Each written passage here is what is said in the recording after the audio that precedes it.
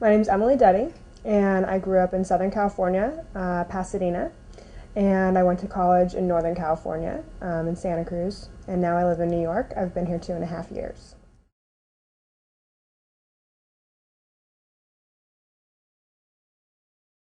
My dad grew up in Michigan, and my mom grew up in Hollywood.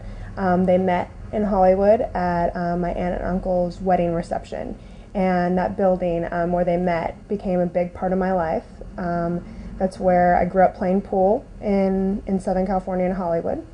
And my dad was a school teacher. He was also an actor and producer, but more theater. And in LA, it's hard to make a living doing that. So when I found out my mom was pregnant, he decided to go into teaching, and my mom was a waitress, very high-end restaurants. Did that for about 30 years, anywhere from London, San Francisco, Hollywood. And so I started playing pool when I was 8 years old. My dad taught me, and I grew up playing at the Hollywood American Legion. It's an American Legion hall, and it's also a place for actors. And so I had the pleasure of being taught by various vets, some World War One, but mostly World War II, Vietnam, Korea, and they loved me dearly, as they were good friends with my father. And every few months I'd go in for meetings, and they would teach me little things here and there. By the time I got to be 14, I started beating a lot of them, and I loved it. So I kept going from there.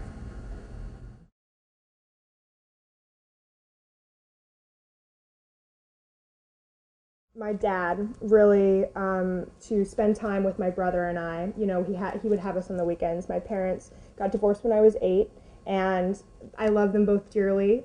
They gave it, their best shot, and it was better that when they separated.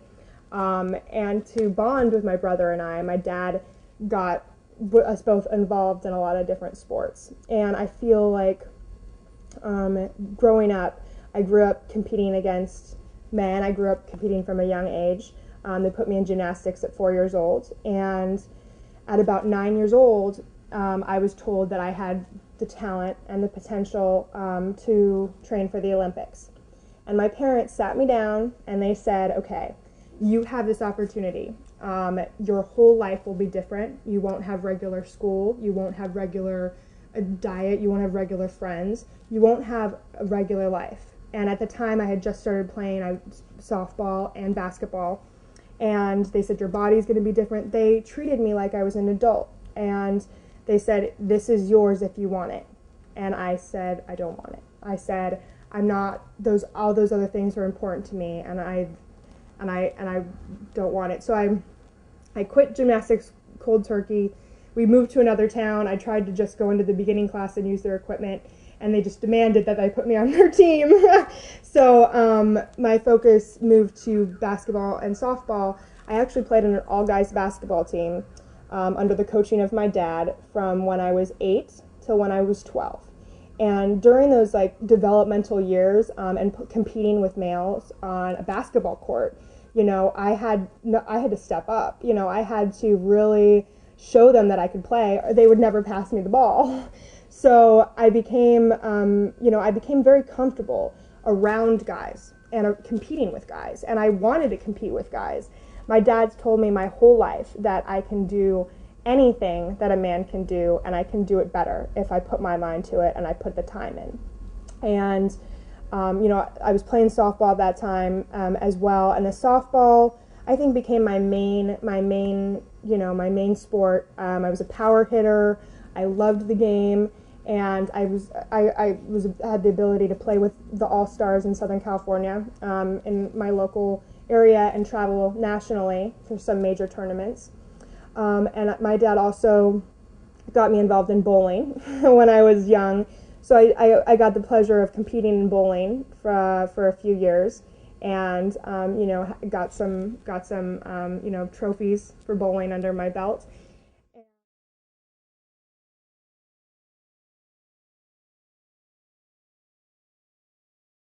I kind of played recreational 8-ball in local pool halls in Southern California. And then when I got to college, I got taken to my first 9-ball tournament my freshman year. And that's how I really started competing in pool. And where I went to college, UC Santa Cruz, had pool tables all over campus. It's on a national reserve. It's beautiful. It's right over the Monterey Bay. And whenever I was in class, there was always a pool table 5 minutes away. And so I usually get through about half my classes, and then I'd go and play pool because I really, I loved it growing up. And once I realized that there was a competitive scene, I got very much addicted and wanted to become, the best I could be. So I my goal was to get through college in 4 years with a 3.0 while working and maintaining or developing my pool skills. And I did that. I graduated in 4 years with a 3.0 exactly. I got my bachelor's from University of California, Santa Cruz.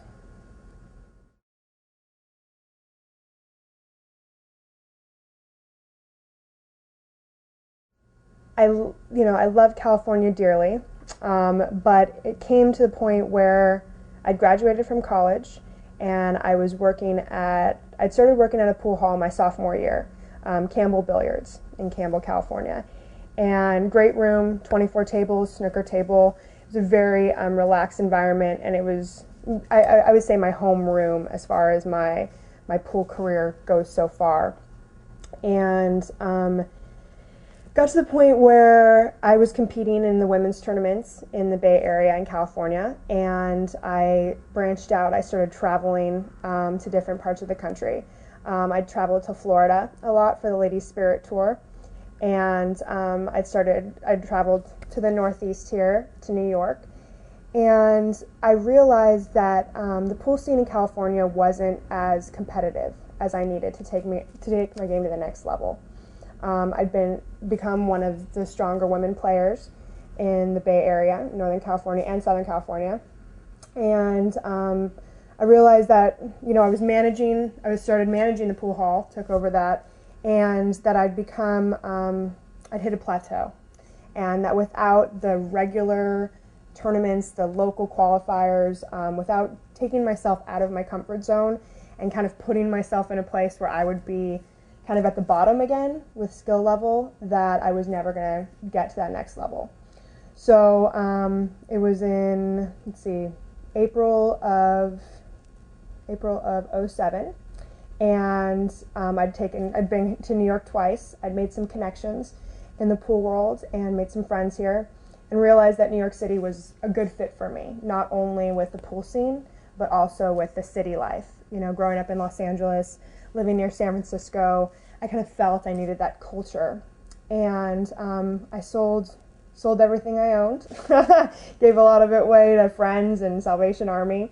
And I drove down to LA with a car full of stuff that I couldn't bear to part with. Put that in storage at my dad's house, who still lives down there. Worked for a month for him, saved as much money as I could, and moved out here with two suitcases, my pool cues, and my laptop. That was 2.5 years ago.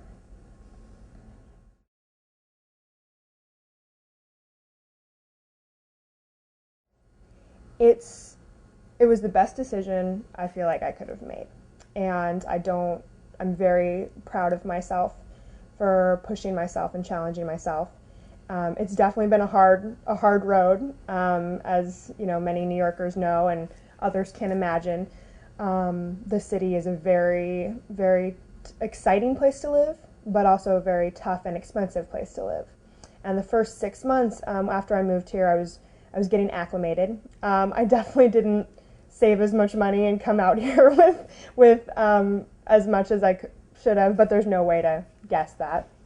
And so I was working 2 jobs very rigorously the first 6 months, and barely played any pool. And it was hard. I questioned for that first 6 months. Wow, this is a lot. I knew it was going to be a challenge. And then after those 6 months, I started getting used to the city, used to the trains. I lived in Queens for the first year, and I lived next to Master Billiards, which is I love that pool hall. It's energy and the caliber of the players. It's like rawness, and the tournaments are outstanding, as far as weekly tournaments go. So I played a lot there, and then Queens started becoming kind of a trek for me. The breakthrough came when I got a job at Eastside Billiards, and that was in November, and so it was roughly about 6 months after. And I was their house pro for a little while, I guess, what you can consider their house pro. I gave a lot of lessons there, beginners lessons. I did a lot of their parties as the house pro, and I also bartended 4 nights a week. And that gave me the time, the free time, the practice time that I needed, and it really got me very confident and comfortable shooting pool again, making money shooting pool, and that helped a lot. So now I moved to Jersey, and right over the river. It's a very easy commute into the city, and I love where I live. I live with my best friend Rachel, who moved out here a year before I did. And moving in with her about a year and a half ago also helped a lot. I know her very well. She's like a sister to me. She's very supportive of everything and has always, helped me on a daily basis. So that helped my game and my stability grow even further. So I'm very happy with where I'm at. My game's improved. The game's improved a lot. And the women's tour in this area is one of the strongest in the country, the regional tour. And the first 6 months, I played in some of the stops, but it was tough because I was coming in halfway through the season. And so my ranking and getting to know the girls and the way that everything worked was, fragmented. And so the next year was my first full year on tour, and I finished 6th, just under Karen Kaur and Maihan and, very tough players. I feel amazing that I was able to rank so high my first year, the full year on that tour. And right now I'm currently ranked 7th on that tour as well, and I'm very happy that I can compete with some of the best and that I've beaten some of the best.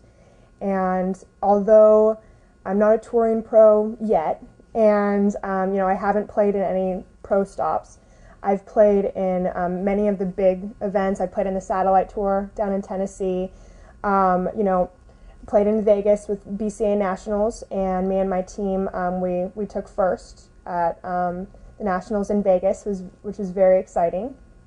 And I feel like the progression of my game and my career is going very much in the right direction.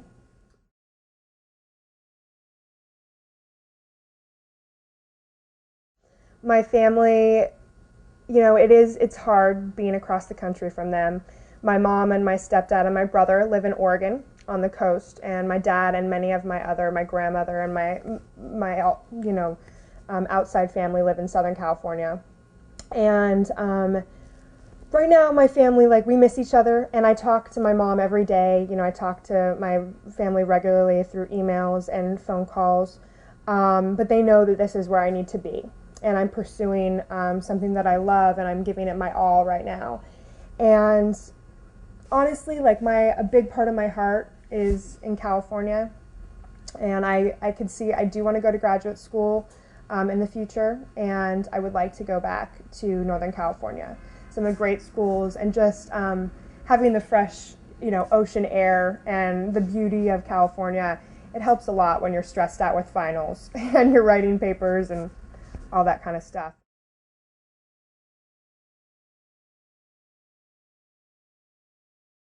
But yeah, I come from, my whole family plays pool, and, my dad taught me, but then my brother plays, my cousins, my uncles, and I was the only girl, and now that I'm taking my career to the next level, they're very proud of me, and they're very supportive, and to kind of represent the Duddy family in a way, with pool players.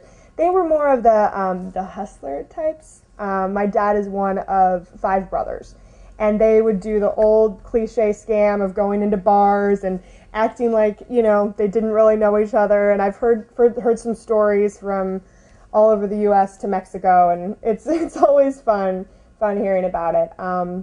But now they're more than happy to pass it down, the crown of being the top player in the family, to me. And my mom plays well as well. It's fun going to Oregon, and we go to bar to have a drink, and my mom and I can run the table, or we play partners, and it's the game's a big part of my life, and I'm really happy to pursue it. And it's not about the money, obviously. In this game, it's more about the love and the heart, and that's really why I'm here.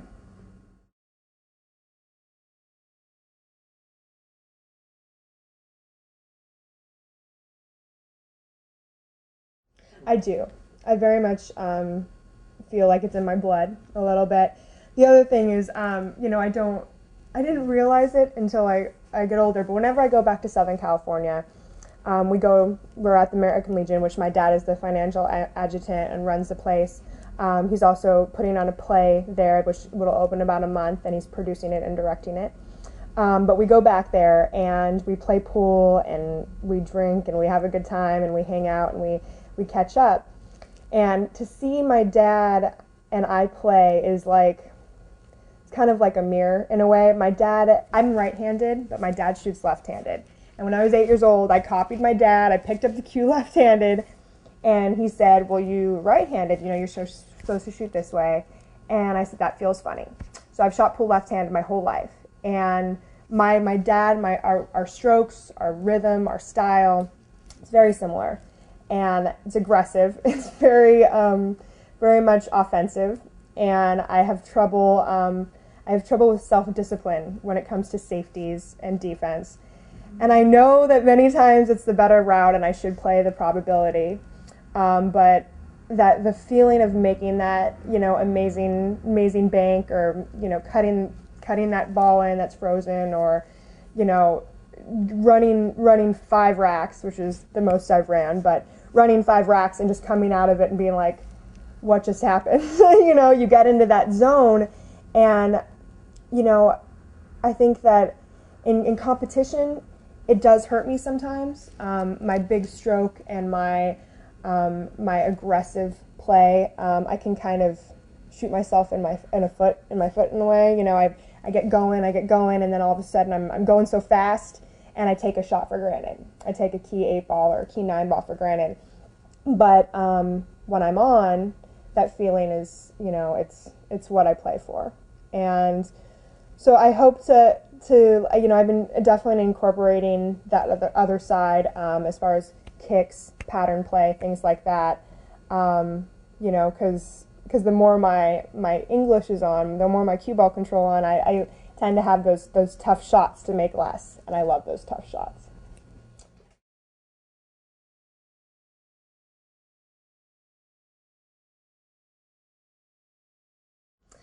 I feel like my game has improved in the fact that I have more knowledge, and that my ability to compete has definitely improved.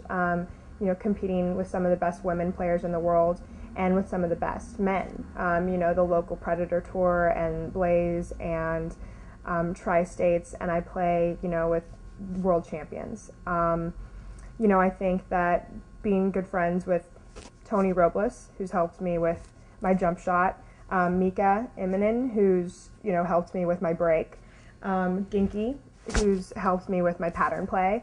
I had my biggest lesson, I would say, with Ignacio Chavez, the Mexican, and he approached me, and my whole pool career, I'd heard this compliment of, wow, you've got a great stroke. My stroke's pretty fast, it's fluid, it's kind of like a Filipino in a way, kind of that big windy. And so people see it, and it's like different, because I've been playing, I feel like because I've been playing my whole life, it's developed somehow. And Ignacio Chavez came up to me and he said, you have this great stroke, but you don't know how to use it. And my mouth just like kind of dropped open. I was like, wait, excuse me? Because all I'd ever heard was this compliment of you've got a great stroke. So he said, yeah, he's like, I would love to work with you for a day. He's like, just one lesson. And, I think I just tweak a few things. You've got so much talent and so much knowledge. And it's just about that touch and that finesse and you kind of incorporating some things. So, I went out to Jersey at Edison Billiards and worked for a whole 6 hours with him on various things.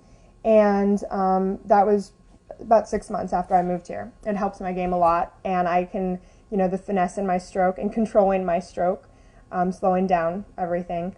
And then one more person, Rich Sacco, who used to own Castle Billiards. Great player. He's worked with a lot of the top female pros. I've gone over recently in the last 6 months to work with him over at Castle on pattern play, safeties, which has helped my game a lot, and kicking, and to have this array of people with knowledge and everything is amazing. Now, 5 years ago when I lived in California and I was going to college, I played almost 8 hours a day. You couldn't drag me out of a pool hall. Unfortunately, my sophomore year, I was in a relationship for a year, and it got to the point where I just, unfortunately, couldn't maintain my relationship at that point. I had so many things going on, and I was like, okay, I need to do this for myself, and I want to be playing pool right now. And having, working at a pool hall, managing a pool hall, having the keys to the pool hall, many late nights, every day I was playing. So my knowledge wasn't as strong, but I was playing so much that I feel like my stroke was a little bit more consistent, and I feel like it's balanced itself out. I would much rather have the knowledge, because eventually when I have the time to play like I used to, that'll kick in, as opposed to before I had all the time in the world, but I didn't have that element of a well-rounded game, and I definitely didn't have the expertise and advice of some of the best players in the world.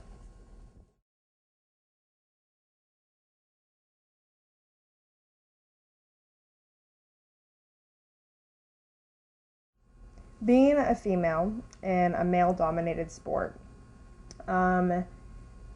it's a challenge, and it has its perks and it has its obstacles. Perks being that we do, especially being, a young, outgoing female, I feel like, I get spoiled sometimes.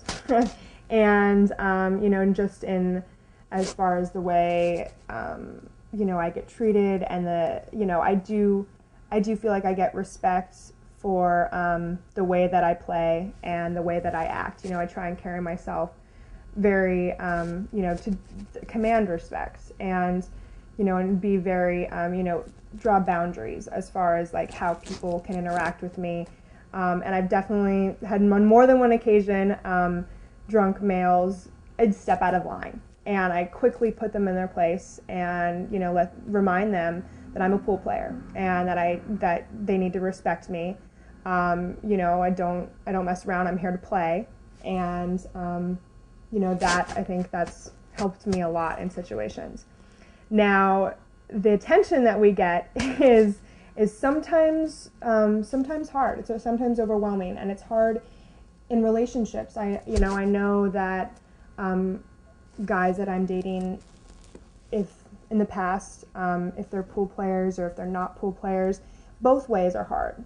Because if they're not a pool player, it's hard for them to understand me being in the pool hall till 3, 4 in the morning, gambling, or, I'm supposed to be home at 1 and I call him up, babe, I'm ahead 3 sets. I can't quit. It's pool etiquette. I can't walk away. He's like, pool etiquette. You can leave at any time. I'm like, actually I can't. Like, either, I forfeit the money I've just won, or I ride it out. It's hard explaining those little things to someone that doesn't play, and I don't hold that against them. It is an obstacle. And then you have someone that is a player, and the guy I've been dating for a little while now, is does play. You know, his main passion is a different sport, but he does play, and you know, it's all about compromise. You know, making a relationship work with any aspect of life, but when you have something that takes so much time and dedication and passion, it takes compromise, and it also takes you know, a level of respect for that other person as your partner. So, you know, I think that women pool players, especially the ones that make it big, were super kind of strong, independent women. The challenges with pool and relationships are hard, but they make me stronger, and they make the people that I love that are in my life, they know that's who I am. They love me for it. You know, they get frustrated sometimes that they don't get to see me as much as they'd like, but they know that my dream, you know, is something that I have to go towards, because I don't want to have any regrets. You know, I'm 26, just had my birthday a few days ago, and you know, I remember when I was 19, and I told my uncle, you know, grew up playing, but I told my uncle on my mother's side of my family, you know, I want to be a pro pool player. And not to bash my uncle or anything, but I think he had never seen me play, you know, he doesn't understand the women's pool scene, and he kind of laughed in a way. And I remember being ultra determined, even more so with that reaction, that this is what I was going to do. And you know, so that those challenges, that any kind of, I don't know, doubt or any kind of underestimation from other people makes me want it more.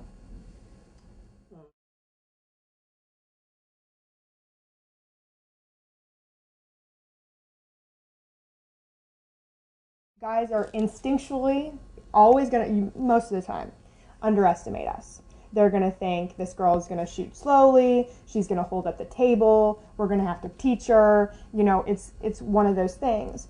And, you know, whenever I go into a pool hall or a bar that I haven't been in before, I sit back and watch. You know, I observe the crowd, I observe the people that are playing, the skill level that I'm going up against, the kind of atmosphere. If it's like this serious, if we're putting 10, 20 a rack on it, if we're betting drinks, if it's a money table, or if it's just kind of like amateurs banging balls around having fun. And depending on that, you know, that's kind of where my personality comes out that night. But if there's serious players on the table and they're playing for money, I like that. I like that challenge, and I step up, and after they see my fundamentals and me pocket a few balls, they realize that they can't, underestimate me.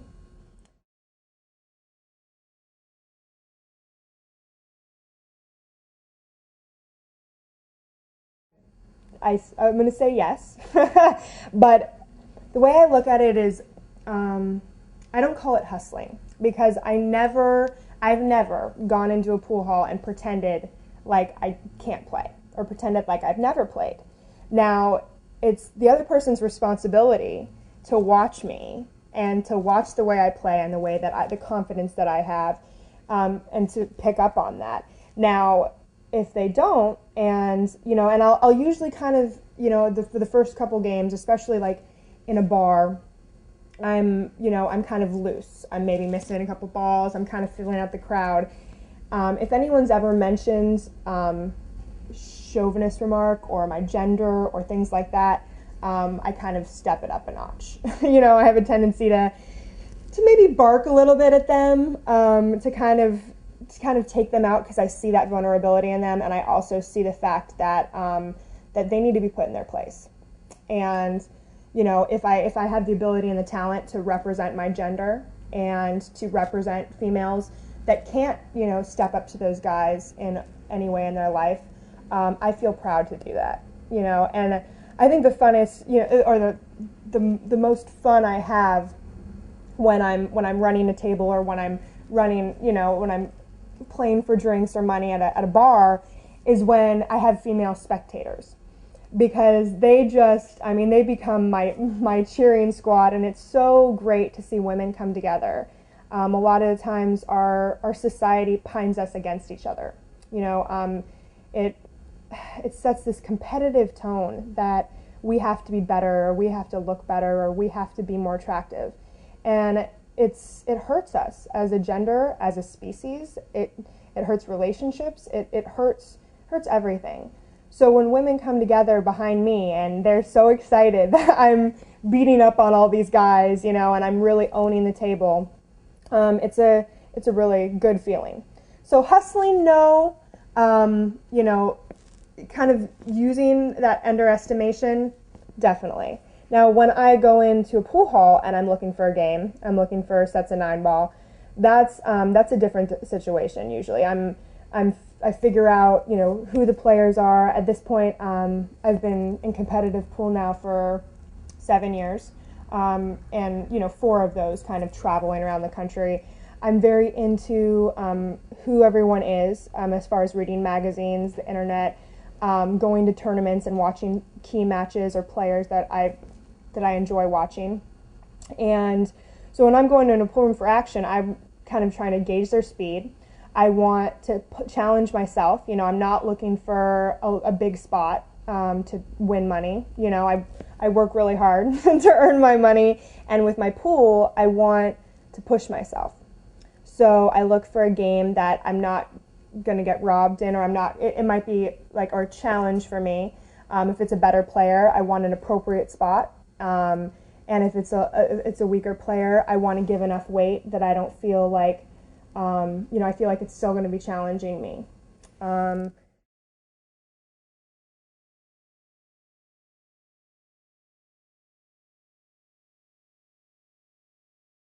I tend to gamble a lot less than I did in California. And I think that comes with the territory of an expensive lifestyle.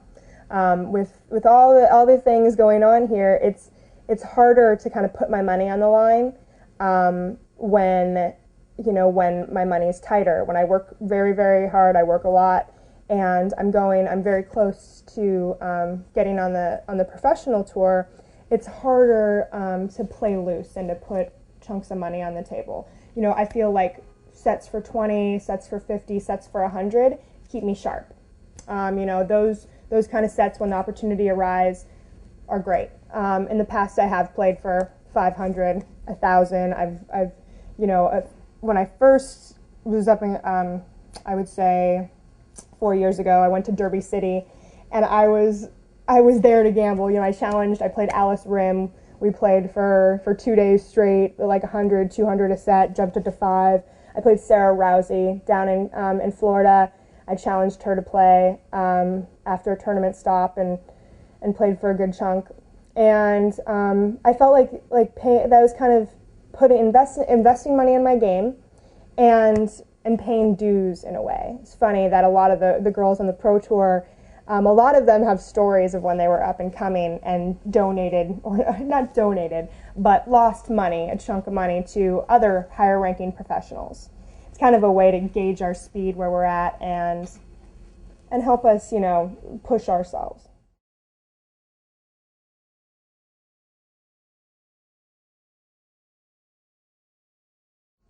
My match with Sarah. She gave me the 8-ball, and it was a very close match, but at the time I was a little stubborn, and I was drinking while I was playing her. And I learned that lesson. I very much learned that lesson, because when I first started playing her, I had a small buzz, and it was fine, and I won a couple sets. And then my friends continued buying me drinks, and I did not gauge how much I was drinking, and I played well, although intoxicated. But I lost 500, and it was a good 500 that I lost, because it taught me a lot. It taught me a lot about playing with a champion like Sarah, and also that I need to control myself. And if I'm in a situation like that, I need to be as clear-headed as possible. I also learned that I would play a lot of the Reno Opens and the amateur events in Reno, because those were very close to Northern California. And I would do that in college, and I would go up there, and unfortunately, the tournament was always in between my last day of class and my finals. So here I am in Reno, and I play cards as well. So here I am in Reno, and I'm playing pool, and I'm playing cards, and I'm, having a good time, and it's right before my finals. And I never failed any of my finals. I always managed to pull it off. But during some of those tournaments, I would party too hard. I would be playing cards all night, or I would be drinking, and I would wake up for my matches, and matches I should win, or I couldn't play my best. And I feel like I had to learn that. And so now I have ground rules for playing tournaments, for my drinking, for things like that. I don't drink until after I'm done with an event. If it's a 2-day event, then that's my reward. If it's a 1-day event, if I'm gambling, I don't. The time when I go into a bar, that's my loose time. And it's rare that I'm betting a lot of money in a bar. It's 10, 20 a rack, or possibly drinks. It's at this point, I've learned the hard way. I didn't have very many hiccups, but I learned the hard way that it takes discipline to play your best.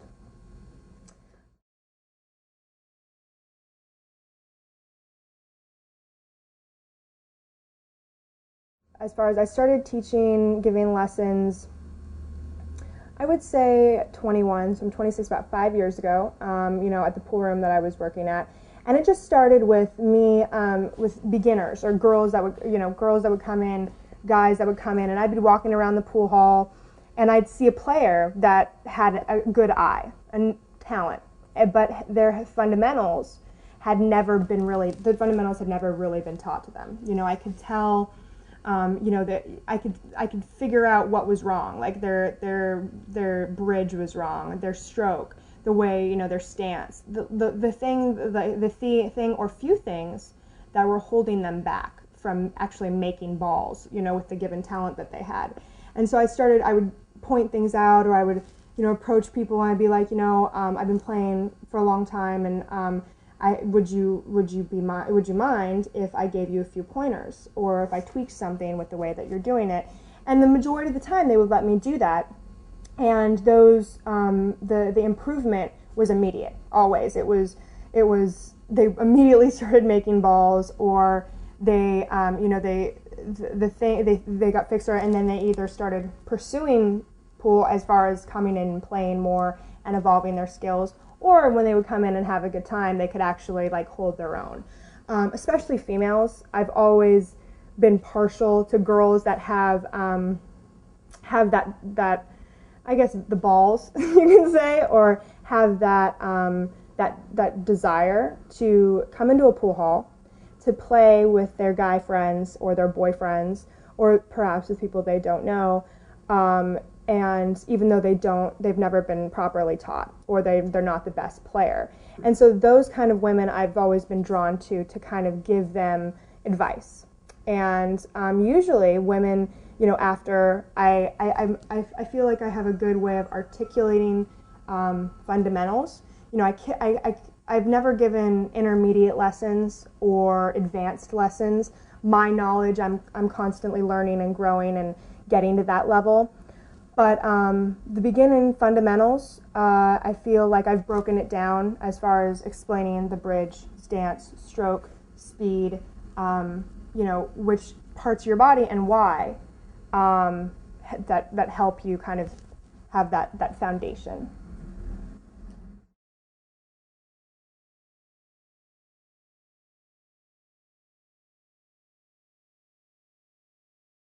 After my freshman year in college, I went back to Southern California to live for the summer, and my friend's father opened a Curves. And Curves is an all-women's gym. It's set up in circuit training, and at the time they were becoming very big. Well, I got a job for the summer there, and I really loved the interaction with the women and training them and becoming, helping them become healthier. I grew up as an athlete, I grew up playing a lot of different competitive sports, and which has also helped me with my pool, and it's given me that drive. And there were other sports that I debated and I was very close to pursuing professionally, and for whatever reason, I would kind of pick up another sport. I never took it to that next level. And with pool, I knew that when I really started competing, I was like, okay, this is what I'm meant to do for that. So for the last 7 years, I've worked for Curves, not only in Southern California, Northern California, now in New York. They're all over the country and in 64 different countries. But it's been a huge part of my life in keeping my health and my physical stamina up. I teach nutrition for them as well. I teach an 8-week program, and that I teach it to all women, which is another way that I can help my fellow female become stronger and healthier. But I think that in pool, I've recently had the last year, I had gained a little bit of weight. I had an injury. I kind of lost track. I'd always had a really high metabolism as an athlete, and I kind of took it for granted for a short period of time. And I'd put on a little weight. I wasn't feeling. I didn't have the energy that I once had. And so about a year ago, I recommitted myself to my exercise and to my nutrition. I lost 25 pounds and 9% body fat. And my main thing, as far as being at the gym, but I also do cardio kickboxing about 4 days a week now.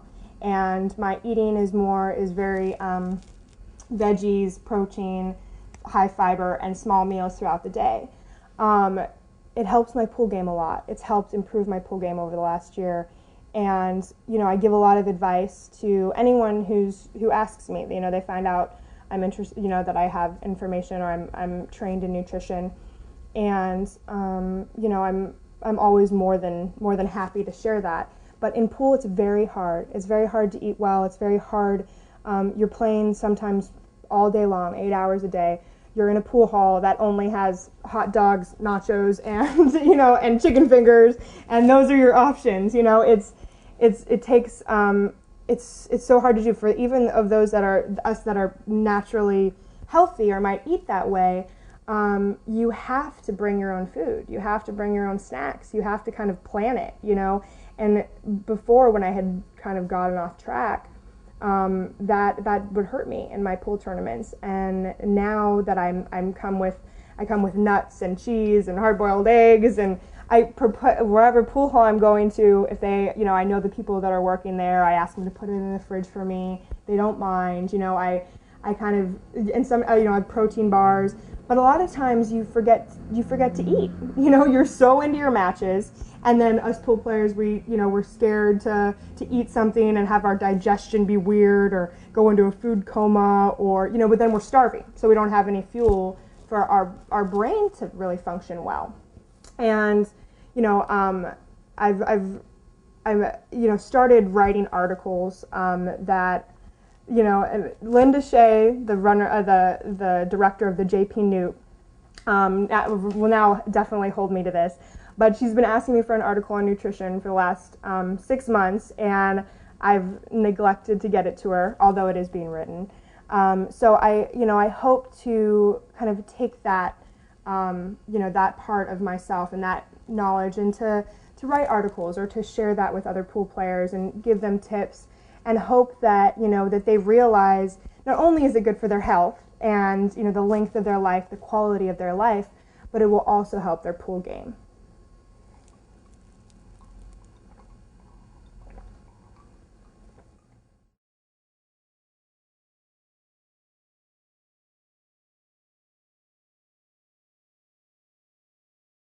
While I was in school, I started getting into pool heavily, and I originally was a literature major. I was very much into writing and into the beauty of literature, and I took like 6 months, and I realized that with all with the pool that I was playing, with my interaction with people, with my nutrition and my exercise, that my gift or my intelligence would be better served helping people, because I want to interact with people. I want to connect with people all the time on my daily activities, whether it be, you know, someone somewhere on the train and someone who looks really sad, I can smile at them, or, you know, coming to New York, I hope that I bring a little California sunshine with me. And you know, it's amazing how, you know, I can walk around the city, especially when I first got here, and people would be like, "Where are you from?" Because I don't think you're from New York, and a lot of people would guess California, actually. And I feel like I'm very lucky to have a family that has given me unconditional love, and unconditional support. You know, they have supported me in every decision that I've made. When times have gotten tough, they've been there for me. You know, they're very hard workers. You know, hard workers, and they've worked hard their whole lives, so they can't give me a lot financially, and so they've always given me a lot more. And I feel like it's given me a good emotional foundation, I'd like to think, and I want to pass that on in my career eventually. I have my bachelor's in psychology, and I really want to go and get my PhD, and so I'm leaning towards University of San Francisco or San Francisco State or San Jose State, or possibly Seattle University of Washington. That whole northern Pacific Coast West. Not only is it a place where, you know, I feel is very important to me, but it also has a pretty good pull scene for when I eventually decide to put that down. But for me, New York, until I'm ready to further my education, this is where I think that my pool career will flourish the best. I want to get it stable enough before I move back. And eventually, and I'm always going to use, you know, the things that I've learned, the lessons that I've learned from my pool career. And I've talked to a lot of professors, and they've said, "Wow, you know, you're really engulfed in this pool scene. I think, you know, if you write a thesis paper to get into graduate school, it's going to help you," because pool is very much psychological, and it's my degree and the things I've learned has helped me so much, and I feel like I hope that it's helped the other people that I've encountered, you know, because, you know, I've given a lot of advice out. I try and listen and talk to people and really care, and I've had amazing people in my life do the same for me. So hopefully I can be a therapist one day. And I'm actually interested in sports psychology and marriage and family therapy. I'm kind of going to see where the next few years take me and what I'm more drawn to. But I'm excited to combine my three areas of passion, which psychology, pool, and nutrition and exercise.